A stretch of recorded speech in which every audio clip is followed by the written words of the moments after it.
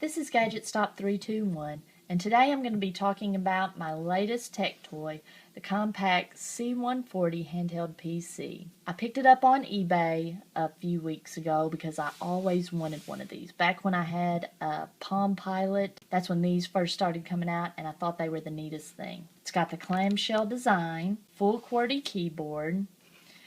It's running Windows CE 1.0, monochrome screen, resistive touch.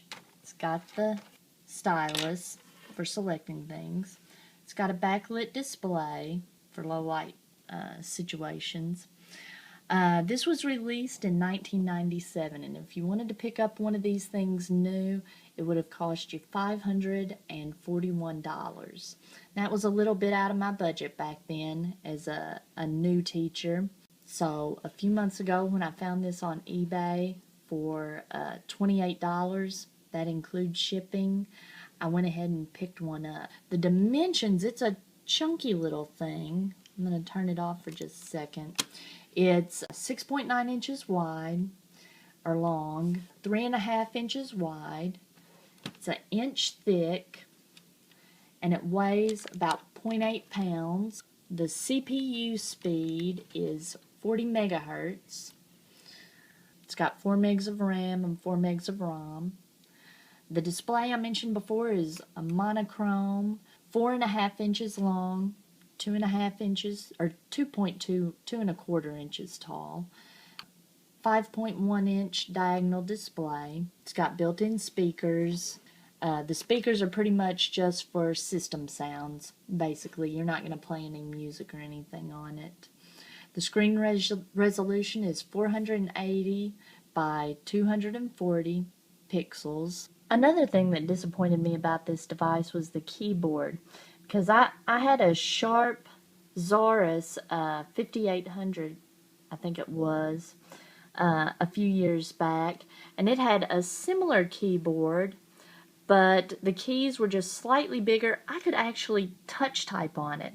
Now, I don't imagine a man or a woman with very large hands would have been able to touch type, but my hands are just small enough I could actually touch type on that thing, and I was anticipating that I would be able to touch type on this, but I can't. The keys are just too small, so typing's not as quick as I had anticipated on this.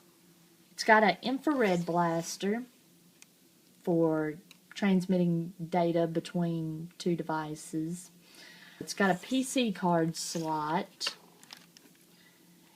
It's powered by 2 AA batteries, and there's a backup battery for when you have to change your main AA batteries.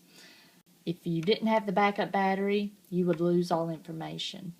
This is designed to plug into your computer and sync information between it, but mine didn't come with the sync cable, so there's really no way to connect it to a computer. But I wasn't real worried about it. If I really would have been in love with this thing, I would have looked around on eBay and found another cable to sync it up with my computer. But the first thing I noticed when I turned it on is the display looked really good in the pictures when I saw it on the internet. And this one, probably the pictures you're looking at right now, the display looks nice and crisp and good contrast, but in real life it's not good. My eyes aren't what they used to be, and the fonts are small, they're difficult to read. So I'm using this basically as an alarm clock right now. This is my alarm clock, and you notice the operating system looks like a little shrunk down version of Windows 95 or 98. It's got the start menu, and I go to settings, and I can go to world clock. You have to double tap it just like you would normally in Windows. And you've got several alarms you can set up, and I've got one set up to wake me up. And I've found that your alarm's not going to go off until you close it down, and it saves the alarm settings. So basically right now this is my alarm clock. If you've got any other suggestions for what I could use this for, it does have Pocket Word and Pocket Excel, but there's no way to get that information off the device. As always, if you found this video useful, make sure you like and subscribe.